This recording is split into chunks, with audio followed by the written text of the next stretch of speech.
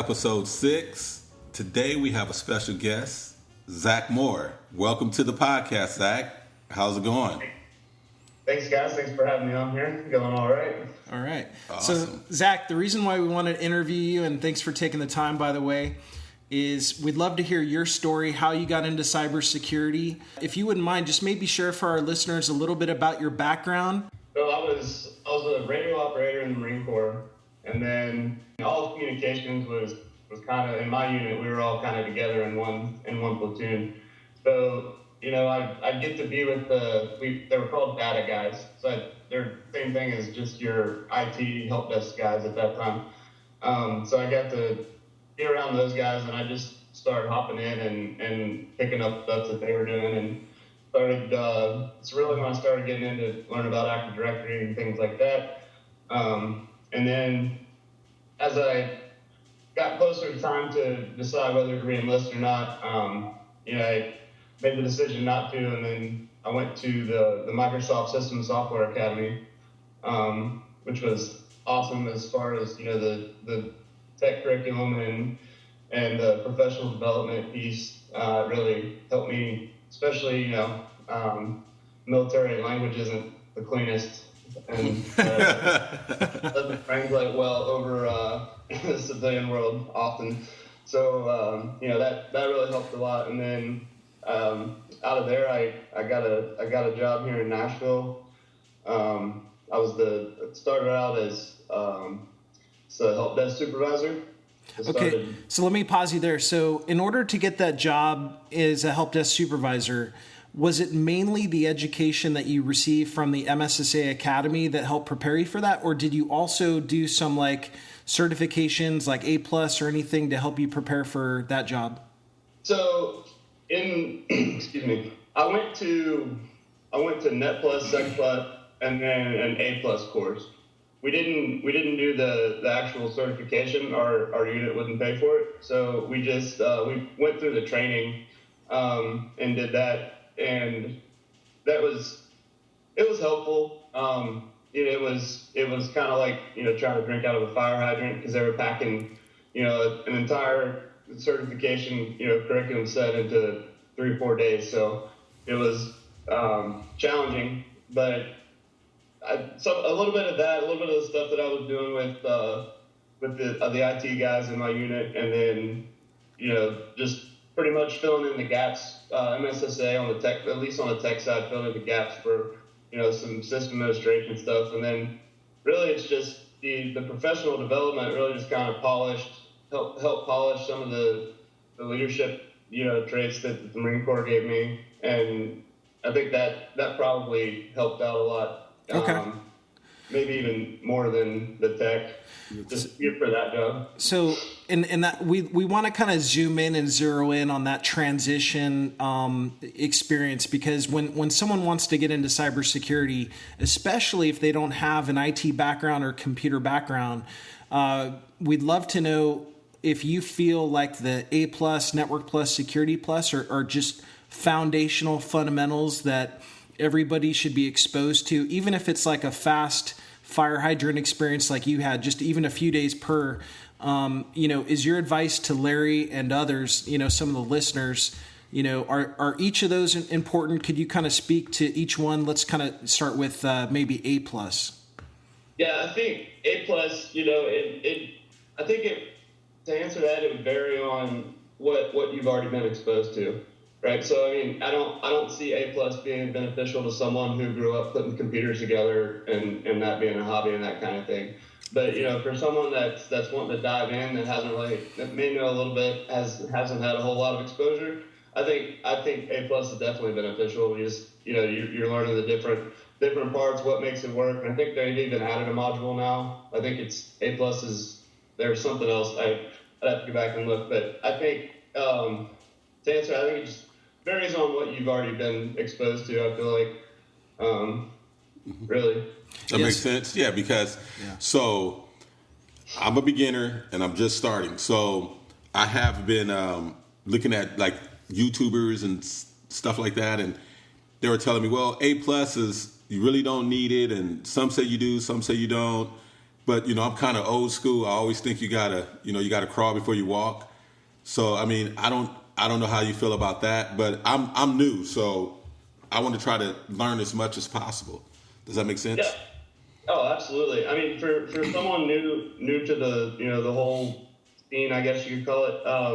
Yeah, I definitely think it'd be beneficial for you to just, even if you just did the Coursera courses or whatever, just watching the videos, and because I mean it just gives you that foundation to kind of build on, I feel like. And from there, and there may be even things that throughout the class you may hear and not really pay attention to, but down the road when you're on Net Plus or Sec Plus or something else, then it's starting to all come together. Right. I think it's definitely a good, in your situation, I think it's definitely a good start. You're just with A plus. And kind of like you said, it's like the passing the certification is not as important as the learning process of going through it, right? Right. Yeah. So my second question is, do you need one for the other? So what I mean is, do you need A plus to learn Networking Plus? Do you need Networking Plus to learn Security Plus? Does it kind of all fit together? Is it kind of like that? So I'd recommend doing it just kind of like the order you just said, because right. when you get into Sec Plus, you're going to be seeing some network security type scenarios and questions and content. And in order to kind of make all that fit in, then having Net Plus before that, excuse me, would be super beneficial. And then from there, I kind of started and worked my way backwards. But kind of like what I was saying with A plus, when you get into Net Plus, some of the stuff is like ports and different things that'll come up. Remember that from A plus. So I mean, they do build on each other, and I mean, I can't remember. I think my unit sent me to Sec Plus first, so without a whole lot of I didn't have a whole lot going on. It was just it was wild. But so like, if I could do it over again, or if I had any say in the order that they sent me, I'd have definitely asked to go A plus, Net plus, Sec plus. And we go from there. Okay. And then, so that's really, really helpful, I think, for, a beginner who's just kind of starting out and everything.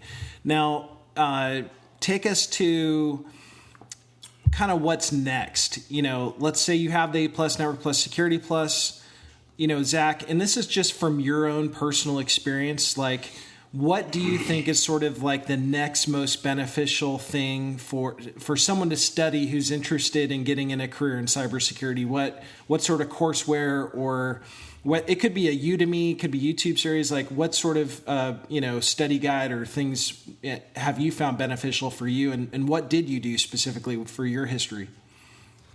It's really just sitting down and hammering away at the keyboard, just trying to find what interests you. Because there may be in IT, there's so many different aspects that may be appealing or they sound great, and then you get on the keyboard and you just hate it. Like coding, for instance, for me. Excuse me. Like I was doing, like I had one of my college classes, I do C# or something. Yeah. And it's almost just takes the wind out of your sails. Oh, yeah. Sit there, code. HTML, too. Yeah. Sit there, code, and then you look, and your output is like half a green page of a website that looks like a 6-year-old drew it on the screen. Yeah. And it's, but that's, you think of IT, and that's usually what people think of is, the dude sitting in front of the screen with all the gibberish, but you may not want to do that. So yeah. I mean, it's really just trying to find, for me, it was just trying to find what I was interested in, and starting with the help desk, I had hands-on with everything. So everything's coming in, excuse me, and so I got a lot more experience with different technologies, and got to shadow some other guys on the network team, and then ended up transferring over to the security team. And what got me really into the security side, or wanted to be on the security side, were just dealing with the different, phishing attacks and things that were coming in, and then, reading about, people getting taken advantage of. And, you guys were talking about it on one of the previous episodes. And I think, you can't really help but to think about your loved ones, especially your elderly loved ones in those situations, because that's it's really who's large percentage who's falling for this stuff. Being able to try to take part in stopping that stuff is really what got me, more focused into security. And then once I kind of got that spark, it took off. So, Larry, I know this has been really helpful. Do you have any other questions about how Zach got into cyber, or any other kind of follow-up questions? So I do have a question. Did you set up a lab before when you first got started into cybersecurity? So not at first. That was kind of like a foreign deal to me. Just having a lab at home. I just moved to Tennessee. Was trying to just got out of the Marine Corps. Just got to Tennessee, a place I'd never lived before. I was trying to figure everything out. But as I grew in my career, I realized the importance of being able to have something at your disposal to test things, or even if you're reading blogs and you see something interesting, like you'll see Joe posts and stuff about him running different ransomware and stuff in his Defender ATP lab. It's nice to have a lab with those things set up to be able to test this stuff and just run through different scenarios and just really experience, right?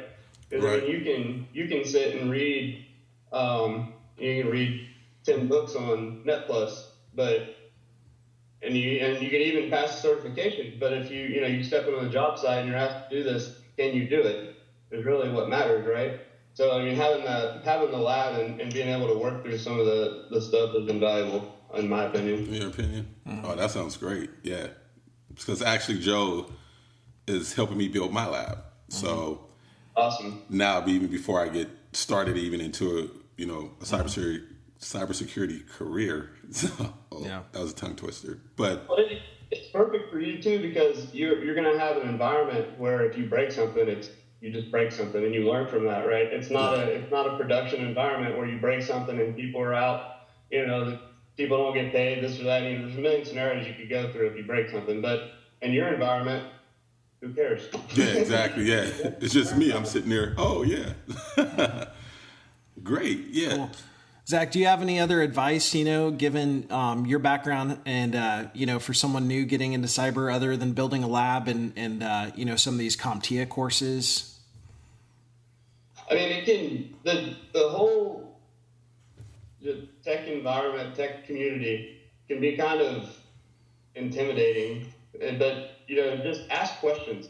And nobody in the tech community knows everything, I promise you. It's just ask questions. Don't be afraid to ask questions. If you don't understand something, you don't know something, no matter how basic you think it is, just ask. There's somebody that's going to know. There's a million forums out there where people are just willing to answer questions. I mean, if you don't have friends you can call or other resources, that's one of the biggest things, is ask questions. Don't step into a scenario where you should have asked questions and then you create more work for everyone else. Right. And then, so Zach, where do you go for your questions that you have, other than say Google, YouTube? Are there specific forums or specific websites that you found really helpful that you would recommend? I use Reddit. I use Reddit a lot. They have a good office for the line of work that we're doing. I mean, they have a lot of they have an Office 365 group that there are a lot of good content. TechNet has, that forum. There's, it's segmented into a million different forums, but that's a good one. Really, those are the two main ones that I use for cool. Any kind of question, because you have your white papers and your documentation that are already out there to the public. But where you can really get value in some of these forums and other resources are people have specific situations that they've come across, right? That aren't going to be included in that documentation, those white papers. It's something can happen. Maybe you come across an issue. Well, this isn't in the white paper. Well, you go on one of these forums, somebody may have already seen that and then have resolved that issue. Right. So that's where it really, you get more granular as to what you can find and responses and helpful things within those different forums and things. Excellent. So I got a question that's been burning me since we first started. Is cybersecurity? I know it's a very exciting and very expanding area. What part of cybersecurity is exciting to you? That's a good question. Yeah, because there's so many aspects, right? There's forensics, there's incident response, you've got governance, you've got compliance, auditing. There's so many different kind of specialty areas. I think I know which one you enjoy the most, Zach, but why don't you share this? It's probably incident response. I think it's cool. It's very unfortunate when something happens, right? When an incident happened. But what the cool part about that is afterwards, when you're doing incident response, going in and figuring out what happened, how they got in there, where you think it might have came from, the who, what, when, where, why, and then being able to put that together and trying to provide value and to try to prevent that from happening again down the road. That's what's kind of cool, because if we're being real, hackers are never going to be stopped. They're always going to be around in one way or another. Right. So be able to try to go in and patch things up afterwards and give them guidance and advice to prevent that from happening again. That's pretty cool to me. All right, so I'm going to put you on the spot. What's the most interesting or just crazy incident response, without giving away the customer's name, but like something that you learned, or something that was really interesting that you think the listeners might enjoy hearing? It was probably the riot deal. That was the one within a few minutes of actually getting in there and looking, that it probably should have got a hold of an insurance provider. It was just that nasty. Oh wow. That was the first one that I had that it was actually more or less live happening, kind of during the engagement. So that was definitely chaotic. Yeah. So basically, for the background on that, I was at a security conference and I got called right in the middle of the conference. Hey, we think we've got a big problem here. We've got some ransomware spreading on our network. Can you jump on a call? And I couldn't jump on there. So I basically called up Zach. I'm like, Zach, I need you to jump on this conference bridge with this customer. And I literally threw him into the most chaotic storm you can imagine. There's probably 15 or 20 people or more on this conference bridge. Oh, wow. And they're yelling and crying. I'm not joking, right, Zach? It was crazy, right? 100% the truth. It sounded like I was in boot camp again. Everyone screaming, you couldn't get a word in. And then, it was like scream, scream, scream, scream, scream, and I'd hear my name and I'd try to answer and then just get humbled with more screams. People were calling. There's people on the line. People were calling other people, screaming at them. Like, it was. Yeah. So what literally happened was there was hundreds and hundreds of machines that had been encrypted by ransomware, and This was IT trying to do crisis management with the executives on the call. They're trying to figure out what just happened, right? It completely caught them by surprise. And so Zach was in there trying his best to try to get details, what happened. He's trying to provide some guidance on what to do, how to stop the problem from occurring. But our ultimate role is to basically identify how the attack occurred, how to prevent it from happening again.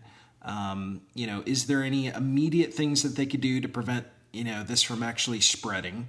And that's basically the job of an incident responder. Is you get thrown into just sometimes you're in the midst of an attack when you get called, right? Some other times it's already occurred several days or weeks ago, and you're just basically having to comb through the logs and find out, like Zach does pretty regularly, where did the attack originate from? Was it a spear phishing email that allowed the attacker to get in? He'll actually try to go in and find the email and look at the details. Did the user click on a link? Did they open an attachment? What did they do? Did the attacker forward email to their account? Did the attacker access personally identifiable information or health information? Because if so, the customer has an obligation sometimes to actually inform the people affected. And so, it's a big deal, right? And then, you do the investigation, and then kind of the boring part, right, is the reporting. You got to write up the report. That's not the fun part. The fun part is like digging in. You go through all these rabbit trails, right, Zach? Yeah, you'll go down so many rabbit trails. Just it's like chase. It's like you're a cop just chasing a lead. And you just chase, hoping that, at the end of that, it's going to be your culprit. And you'll go on a few of those where it just kind of turns out empty. But, a lot. But also, they may turn out empty, but you may, see another path while you're down that. It can get pretty intense. But, the report part, it's not the fun piece of an incident response. But, you have to be precise with it, right? Because it's all factual. It's nothing. I can think. It can be my opinion what may have happened, but unless we have logs or data to back that up, I'm not putting that into the report because as Joe said, that may be turned over. If legal action gets involved, that report could be turned over, and we don't want us, our opinions being on a document like that. Yeah.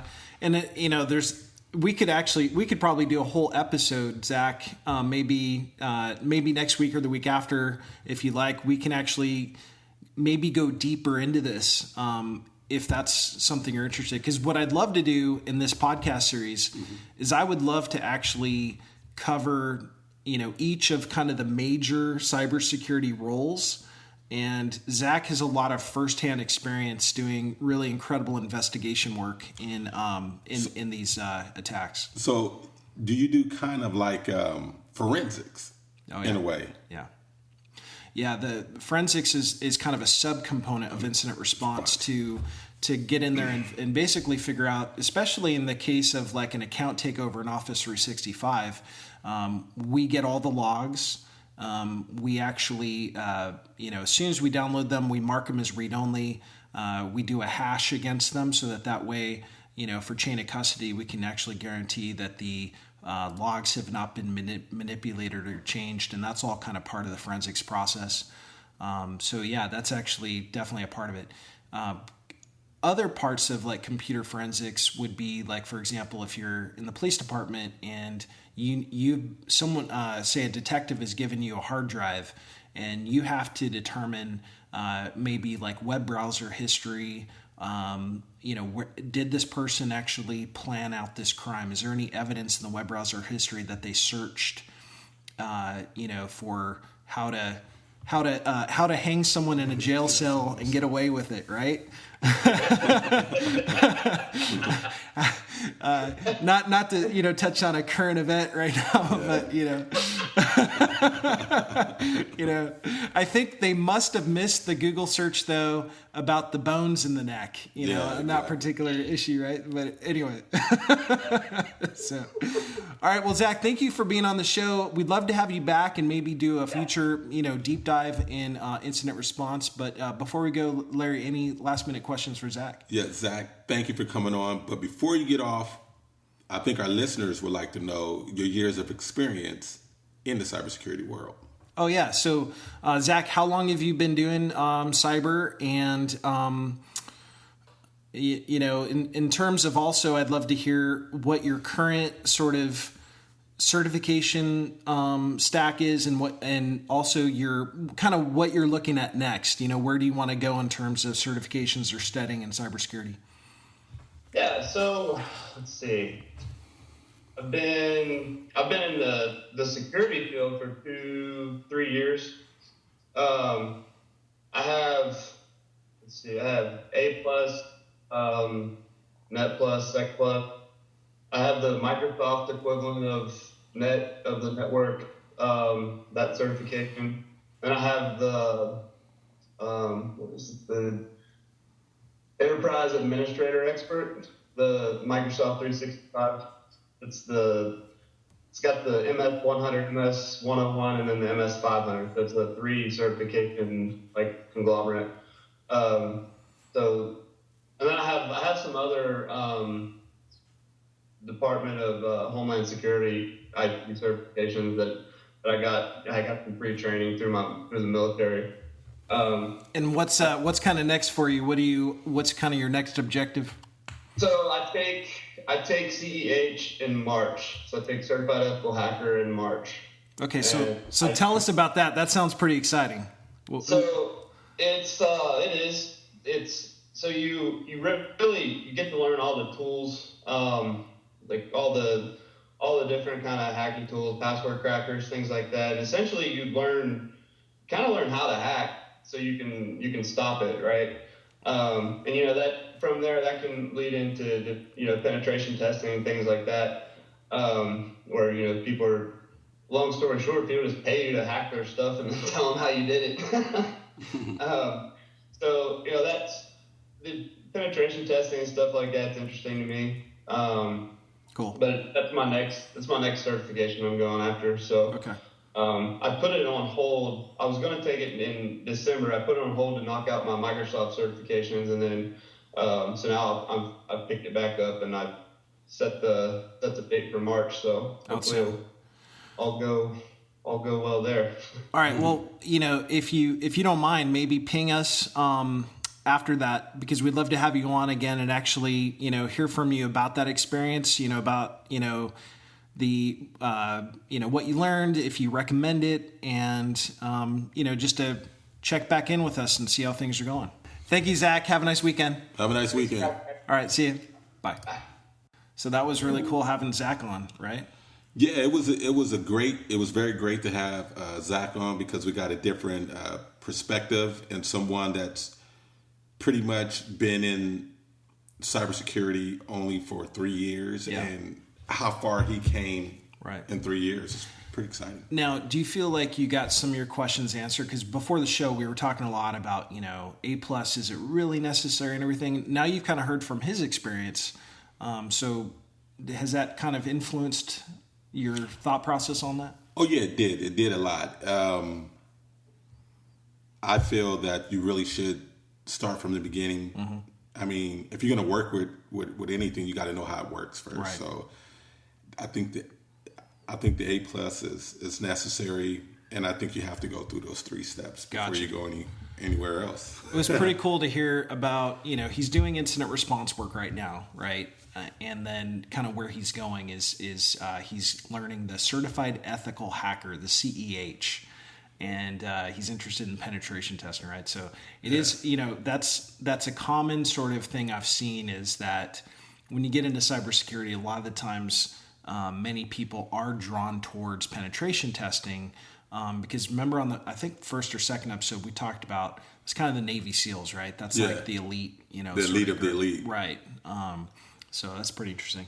All right. Well, any other thoughts on as we kind of wrap up episode 6 on? No, I feel that, hey, just like Zach said, you should start from the beginning and just work your way through it. Even if you know computers, because I think it's the lingo, because Zach was saying stuff that I really didn't understand, like the wording. Right. Like you guys were saying it's like IT language. Right. I would imagine just in that conversation as we were chatting, there's probably a lot of terminology and terms that you're not familiar with, right? And our listeners probably aren't familiar with, and that's kind of the things that I think you would pick up in some of that. So, but what's kind of like top of mind for you as far as what do you think we should cover next week? I think we should actually next week. I'm going to invite Joe over to the lab I'm setting up. Yay! And we get started from there, and Joe's going to show me some tricks and everything and what I did wrong in my lab and what I'm doing right. Awesome. All right. Well, thanks, Larry. Thanks, everyone, for listening, and we'll talk to you guys next week. Next week.